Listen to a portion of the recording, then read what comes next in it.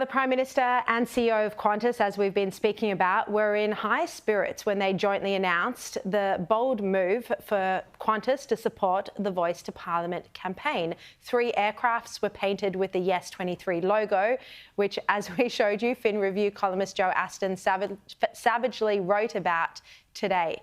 Let's bring in now Sky News business editor Ross Greenwood. Ross, what do you think of the business community becoming involved in campaigns like this? Look, it's pretty hard for them because if you consider that the attitudes of the companies might align with some of their values in terms of their staff or their suppliers, but the truth is it's hard to actually represent all of your workers or all of your suppliers as one corporation. Some would call it leadership, others would call it really, if you like, the management trying to coerce the way in which the community, but also their own organisations will feel and the attitudes that they have. Now, the reality is, what should Qantas be? It should be the very best airline it can be for its shareholders, for its staff, for its suppliers. And the reality is also that the numbers show that in the next week or so, Qantas will produce a profit of $2.5 billion, give or take, which will blow its 2018 profit, which was its record profit then, out of the water by about $1 billion.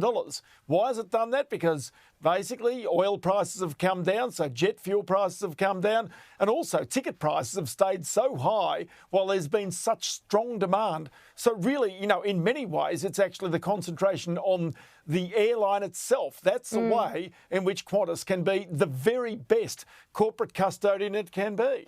But aren't there very clear problems with Qantas's performance here? So record profit, second year in a row, $2.5 billion, yet is it going to return the subsidies it took from the Australian government, from taxpayers during the pandemic?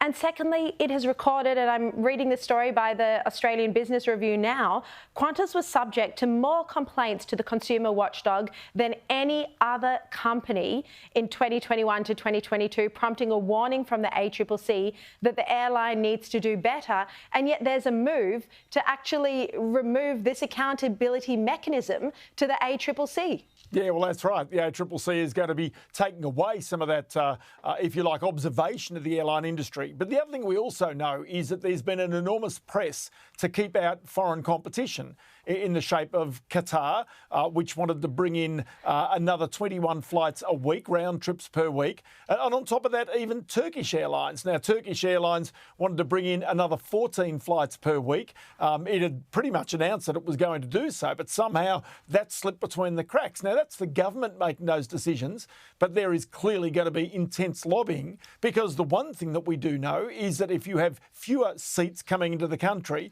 then you've got less competition for those people who are still demanding to travel. And so as a result, the premiums, the prices that people will pay, will remain high. And regardless of whichever way Qantas wants to dress it up, that's what's happened over the past 12 months or so, and which will keep on going unless there are more seats in the sky.